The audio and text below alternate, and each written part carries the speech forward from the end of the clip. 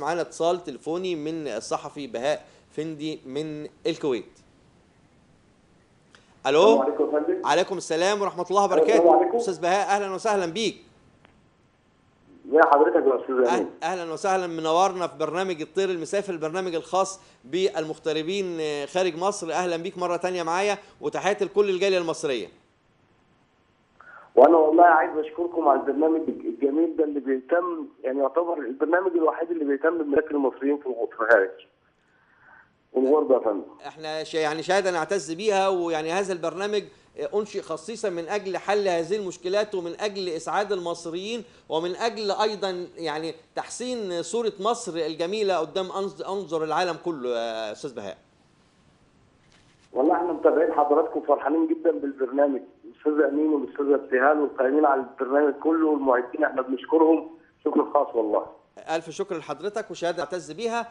كان بالأمس يعني القريب مؤتمر كبير جدا للشباب في شرم الشيخ، يمكن نقلته معظم وكالات يعني العالمية والعربية أيضا. عايز أعرف رد فعل هذا المؤتمر على المصريين المغتربين أو شباب المصريين المغتربين في الدول المختلفة وخاصة الدول العربية. اولا يا فندم تحيا مصر. تحيا مصر. تحيا مصر فعلا. يعني احنا المؤتمر ده اول حاجه يعني ادانا دفعه جميله جدا. مصر فيها حريات، يبقى في رئيس واحنا بنتكلم ونطالب. تمام.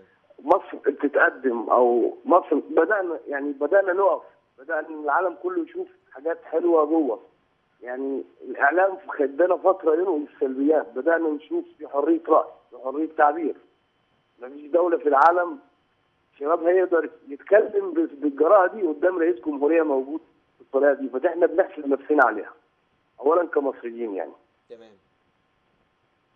النقطه الثانيه، احنا برضو يمكن المصريين في الخارج كلهم فرحانين بالمؤتمر، وان هو نشر الايجابيات بتاعت مصر، المشاريع، حريه الراي، دور الشباب في الوزارات، في الهيئات. كل ده كنا مبسوطين بيه جدا. معايا حضرتك يا فندم؟ معاك، بسمع حضرتك، بسمعك. صحيح احنا تم تجاهلنا كمصريين في الخارج، مع اننا قوه اقتصاديه هايله جدا ومفيده جدا للدوله. بس اللي فرح مصر يفرحنا. بس احنا كان كل مشكلتنا، يعني احنا فرحانين جدا بالمؤتمر. امال فرحتنا ان احنا يبقى لنا دور في المؤتمر ده كمصريين في الخارج. يعني للاسف تم تجاهلنا. لو سألتك يعني أمنيتك في العام القادم لهذا المؤتمر، هيبقى ده من ضمن يعني اللي يبقى فيه تواجد من شباب المصريين المغتربين. امنيتنا ان احنا يبقى لنا تواجد بالفعل في المؤتمرات ونشارك في كل حاجه في مصر. تمام. تمام. يعني انت عدد المغتربين في الخارج كتير قوي. ثوره قوميه، ثوره تستطيع انك تدخل بالدولارات لمصر. تمام. لا انتم حائط الصد الاولي لكل مصر في طوال العصور، في كل نكبه لمصر انتم بتبقوا الصف الاولاني يعني. مصر دي مش هقول لك مصر امي، دي وطني. يعني يوم ما هيسيب يعني اي واحد فينا هيسيب بره هيرجع يلاقي بيته، يلاقي ارضه اللي هيدفن فيها ويعيش فيها اولاده. لازم نقف جنبيها، سواء تم تجاهلنا او ما تمش تجاهلنا احنا هنقف جنبيها. تمام. تمام. تمام. انا يعني بشكرك فعلا على وجودك معانا النهارده، واحساسك الوطني الكبير اللي يعني اللي باين من وسط كلامك. فيعني الف شكر ليك، وشوف الفقره اللي جايه ان شاء الله، ان شاء الله يعني تنال اعجابك ان شاء الله.